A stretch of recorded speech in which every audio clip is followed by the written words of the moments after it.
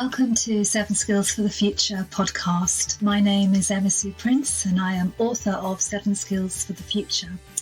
Both the book and the podcast are all about raising awareness of 7 skills that we all have.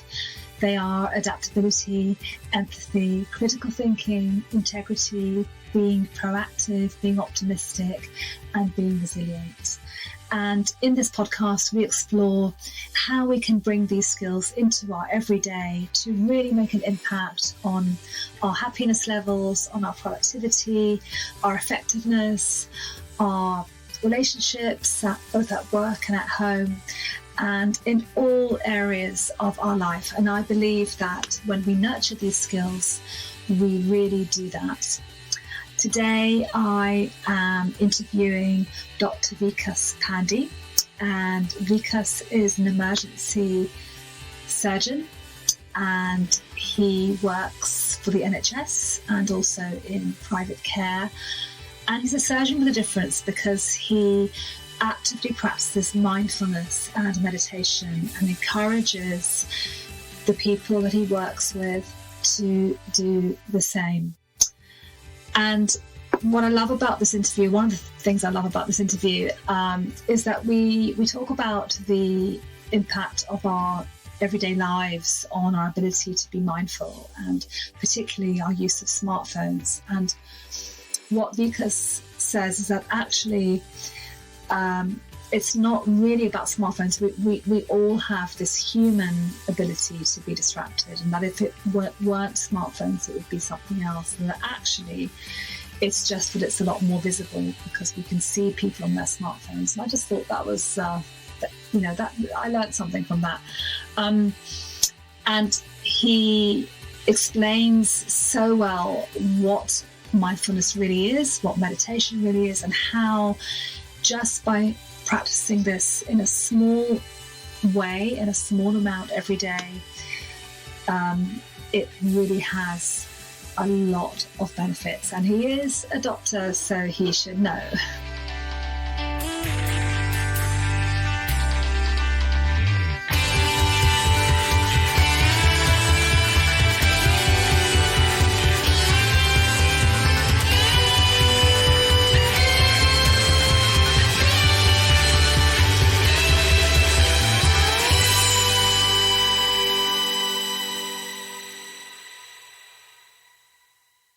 So I'm sitting here today in the wonderful Harley Street offices of Dr Vikas Pandey, and I'm delighted to welcome you to the show this morning. Thank you so much for being here. Thank you very much for inviting me. So I am really keen to talk to Vikas about his work in mindfulness, and could you tell our listeners a bit more about what you do, both in your work as a surgeon and also your work in mindfulness? Sure. Well, I've always, shall I say, dabbled with meditation and a mindful approach to life, really from quite an early age. I attribute passing my driving test after a number of failed attempts to meditation practice, really. I work as a consultant in emergency and vascular surgery, and spent a lot of my training in London. And I've always really enjoyed my jobs, but surgical training in busy surgical units can take a lot out of you, even despite however much you may actually enjoy the job. The pressures of working within the NHS, within a busy unit, and dealing with critically ill patients, as well as being a surgical trainee in this country, would test the majority of people. I took up a locum consultant job for a couple of years, which I found was really quite testing. I had a short break actually before taking up this post in emergency surgery, back in 2015, and I decided to use that opportunity to take up a regular practice of meditation, and I started reading more into mindfulness techniques. So I started a daily practice just of breathing meditation, and I myself noticed changes just with my general state of mind within a week. But more interestingly, and this is something that I've found consistently with clients that I've taught mindfulness and meditation to, people around me noticed changes as well, and that was the greatest encouragement, really. And I would say that all the major benefits I've seen, as I mentioned earlier, I think I probably passed my driving test because I was relaxed enough after a period of meditation. But I find that all the benefits, all the real benefits that have helped me with my day-to-day life and my practice as a surgeon have come after starting a daily practice of meditation, and this has helped me become more mindful. I think, and I will say from the outset, you can have mindfulness, be a completely mindful person without a meditation practice, but I think the two really do help one another. So I believe that you should have a sitting practice, and it will accelerate a more mindful approach to life. And how long is your daily meditation practice? It's increased, and it's followed a natural increase, and that's what I recommend to everyone that I teach meditation to. So I did start very early on, but when I started a daily practice, it was with relatively short intervals of practice, so 5 minutes initially for the first week. I think I built up to 10 minutes. Yes. And within about a couple of weeks, I was meditating for about 20 minutes, which is the amount that a lot of meditation teachers actually recommend is the requisite amount for most working adults. So some would argue that if you lead a particularly busy life, you should probably meditate for about an hour. I would tend to agree with that, but the benefits do increase with the amount of time. But you should just follow what is natural for you and not force yourself initially. And you said that you noticed the benefits after 1 week, and other people did as well around you. So could you tell us more about the kinds of benefits that the initial benefits that you will perceive within a week are a general sense of peace around the time of the meditation. The more you practice, and especially with the daily practice, you find that this peace permeates more and more into your life. I also found that I was watching my breath a lot more outside of sitting practice. And only later on, when I did a vast amount of reading on meditation and mindfulness techniques, did I realise how important that actually is, just stopping that train of thoughts, that continuous train of thoughts that we all have. So just taking a minute within an hour period and just watching your breath just for a minute can make a huge difference to your sense of peace and well-being. So that is the thing that you notice internally, and which is what is most commonly reported by people within, and it's something very consistent that people around the meditating person will feel that sense of peace and be affected by it. However, people are really, really busy. So I've started to do something quite fun, interesting, and when I'm in, like if I'm on a commute or if I'm just sitting somewhere or even in the waiting room when I was waiting for our interview, I look around and I just observe how many people are on their phones. And I've noticed very roughly, it's not statistical or anything, but I've noticed very roughly 8 out of 10, and I'm one of the 2, 8 out of 10 are on their phones all the time, and one other person, and me, is not. So this is I think this is a huge barrier to being mindful and to using meditation. Could you tell us more about your views on our lifestyles and our, the technology? I mean, people have just forgotten how to sit still and not do anything really.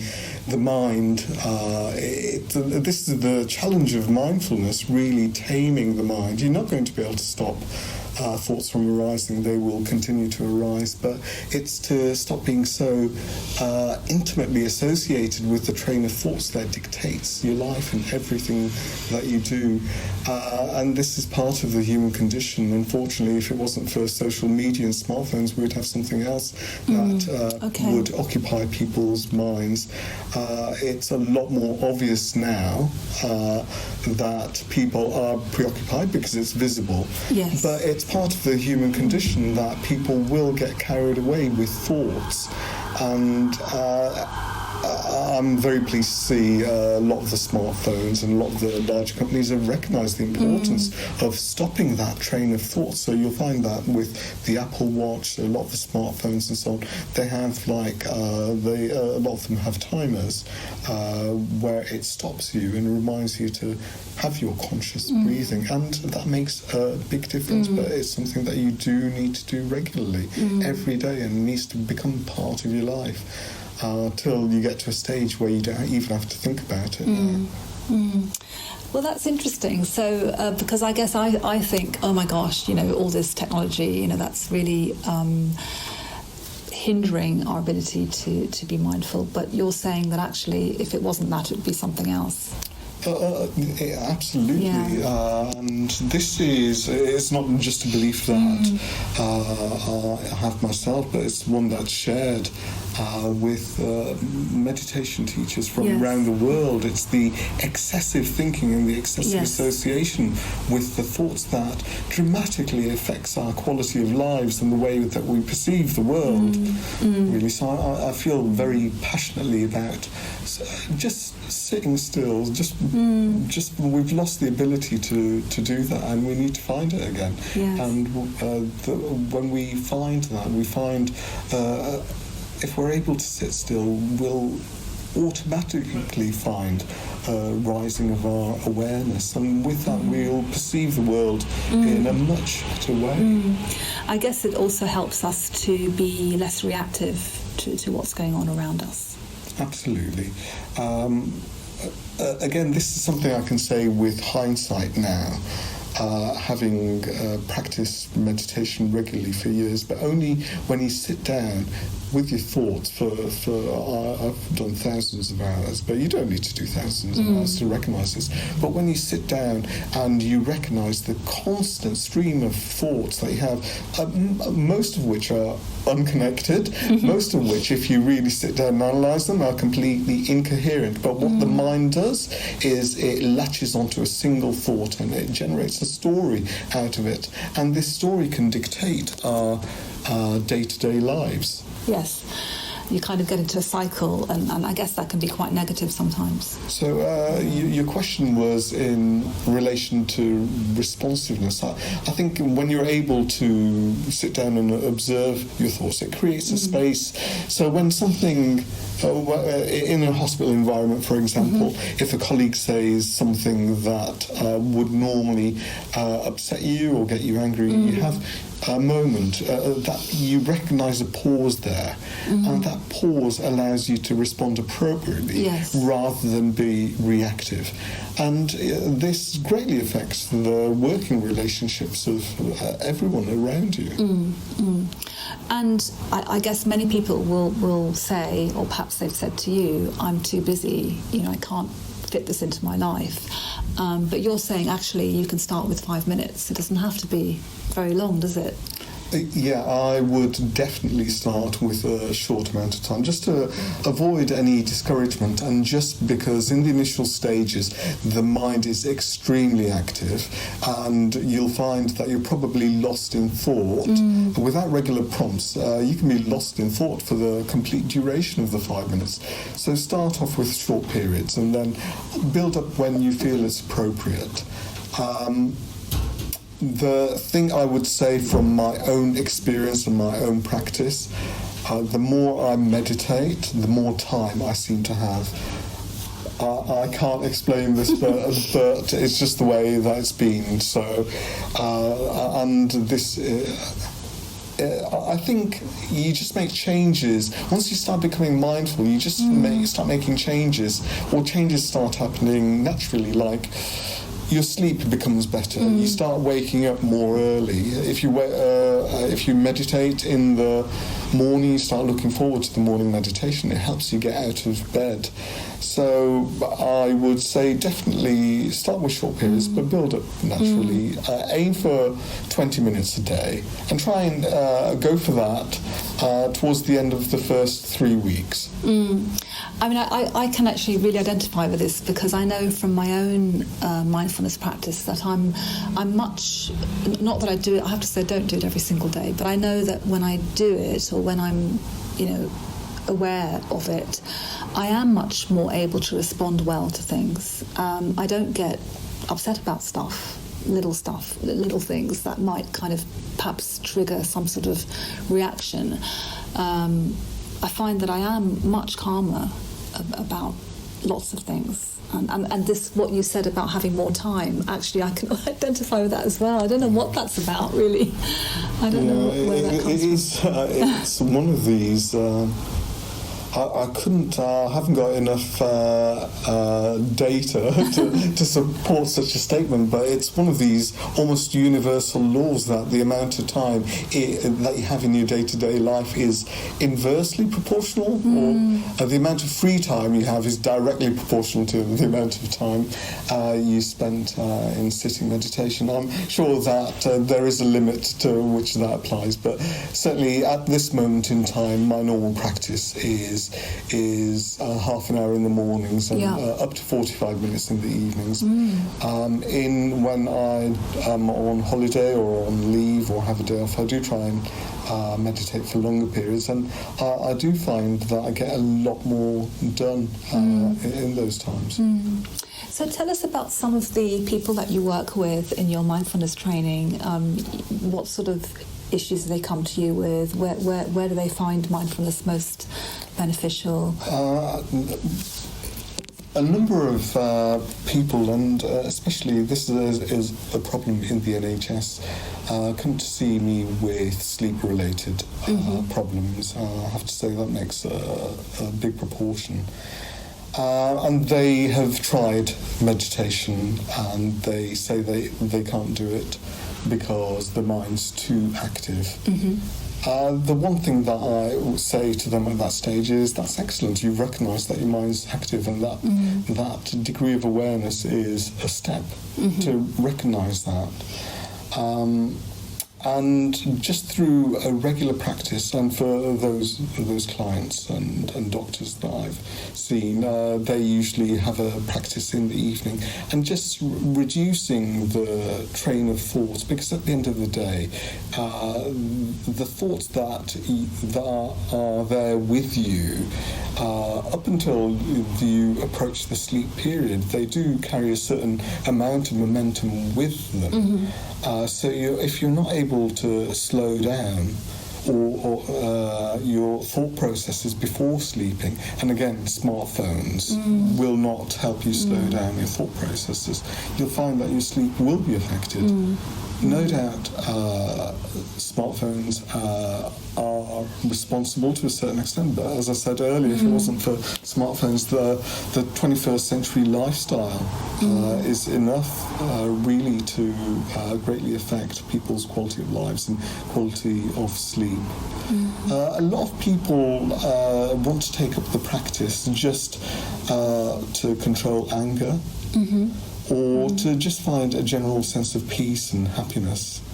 A lot of people, and this is especially the case with the wealthy, don't seem to feel contented in their lives, and they feel that something's missing in their lives, and they want to they may have tried meditation in the past, and they just want to see if this is something that might enrich their lives, to which I would unequivocally say, yes, it will, but you do need to be committed and you do need to take up a daily practice. I say 5 minutes a day over 1 week is more worthwhile than doing 1 hour just in a single day during that week. A lot more worthwhile.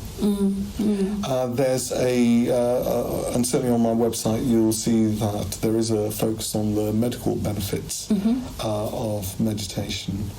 And a lot of people are diagnosed with conditions like hypertension, high blood pressure, and they don't want to start medication for it and just want to see if it's worth, and this is in a period where the GP might be saying, well, you're borderline, let's see how you are in a visit, and they feel as though they're so desperate not to start medication that they need to do something to do that. So they may have heard that meditation is good, can slow down the pulse and reduce blood pressure, and there's not a huge amount of evidence, because meditation and mindfulness is not something where because it's completely free, it doesn't attract a lot of research funding, so there's not a huge amount of evidence, but there's enough people who are practicing mindfulness around the world now, and let's remember that this is a technique that's been practiced for over 2,500 years.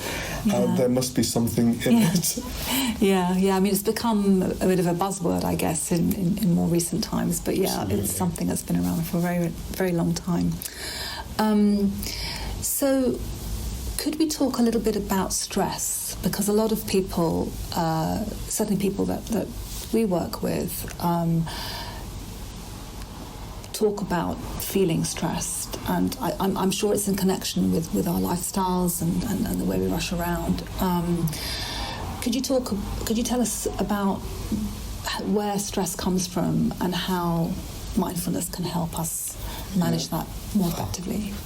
Stress is completely self-generated. It just comes from our obsession with our thoughts in response to a situation which we may perceive as threatening. It is completely self-generated, and again we need to stop that train of thoughts. Now, the lifestyles that we live in the 21st century don't really help with achieving a reduction in stress, so we need to look at other methods that we can reduce that consistent, excessive stream of thoughts that we have that rules our lives. And I can say this with such conviction because, as I said, I say this with hindsight. I recognise now how throughout my life, from my teens, throughout medical school, throughout all my surgical training,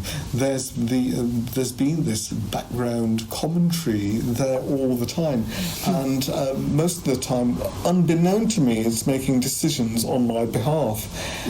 But when you sit down, you recognise that it's these thoughts that and the association, the mental association that you have with thoughts that actually are responsible for the stress that's caused, and the situation itself is often, when you actually look at it with the eye of awareness, it's not actually that threatening at all. Yes. And if you approach every situation like that and with a mindful, aware approach, with less dependence on your thoughts, you'll find that situations and life itself isn't as challenging as as one would perceive it to be.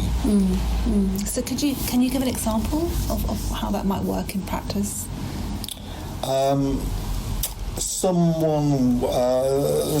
This happens a lot of the time in day-to-day work. Someone will make a neutral comment, neither good nor bad, through, let's use an example of this.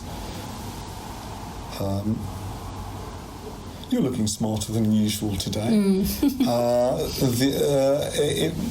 Depending on one's mindset, one could interpret this as, oh, does that mean I look quite scruffy normally? The mind, if you don't keep it in check, will then dwell on your the appearances, go on to dwell on the clothes, the amount that you spend on clothes. It'll then pick up on the amount of money that you spend on clothes and generate another story. I'm just using examples. Am I earning enough? Did the person make that comment because my clothes look tatty? Do I need to go shopping? Or do I have time to go shopping? You can see that this process, left unchecked, just continues. It is a continuous process, and unless you stop and just observe your thoughts just for a moment, you will allow it to go unchecked. So it is about taming the mind, isn't it? It is, 100%. And maybe it's just about saying to that person who's given that comment, thank you very much. Yeah. And moving on with your day. yeah, absolutely. and through mindfulness, that space is often there. It's there for you to respond appropriately. Neutral comment. They don't often say that. Nice of them to acknowledge. Thank you. Yeah. Which is the way it should be. Yes.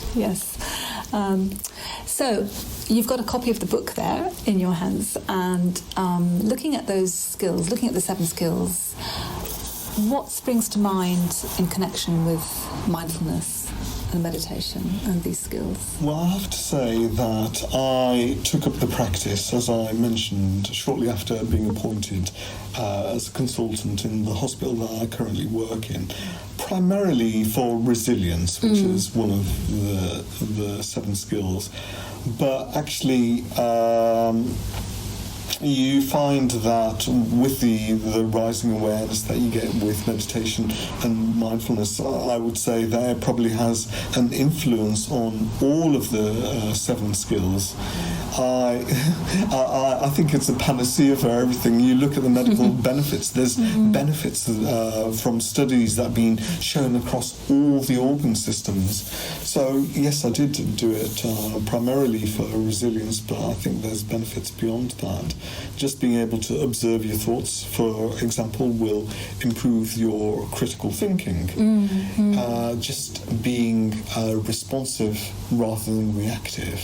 It increases your empathy. There's been enough studies now to show that mindfulness increases compassion. Yes. And that's certainly I've noticed in my interactions with colleagues, junior members of staff, as well as patients and their relatives sometimes. In the past, I used to think that they were being challenging, but really, when you have that space created, you're able to see things from the patient or their relative's perspective, and their questions aren't challenging at all. They're perfectly appropriate. Yes. And that is again compassion, recognising that and being able to respond in a compassionate manner to challenging. And I guess not attaching to the questions and thinking, or being aware that these are appropriate for somebody who's concerned about their loved one, and I am an optimistic person, but I don't think I spend very little time thinking about holiday or events that might be occurring in the future, except from a practical perspective. I'm very much more, I live very much more in the moment. So I think that does make you more optimistic.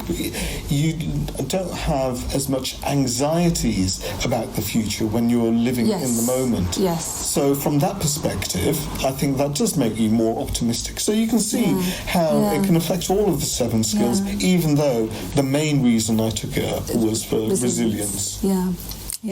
So, because if our listeners want to know more about you and about your work, how can they find you? My website is www.pandey, that's PANDEY.healthcare. That's one word. That's a quite unique email address. I'll repeat that, www.pandey.healthcare. or you can send me an email at info@pandey.healthcare. Great, thank you. And those links will also be in the show notes for you to access.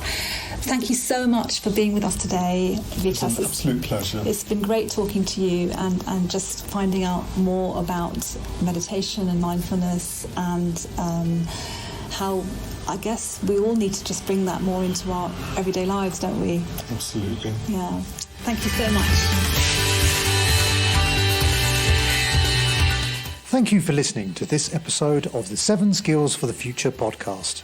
You can find all of our episodes on Apple Podcasts, Spotify, or anywhere where podcasts can be found. If you want to make sure that every new episode ends up on your phone, all you need to do is hit the subscribe button. And while you're there, why not give us a 5-star review so more people can find out about the show? If you'd like to stay in touch or send in one of your questions for Emma Sue, then go to Unimentor on Twitter, 7 Skills for the Future on Instagram, or at unimentor.com. We'd love to hear from you. And of course, there's the book, 7 Skills for the Future, available at booksellers everywhere.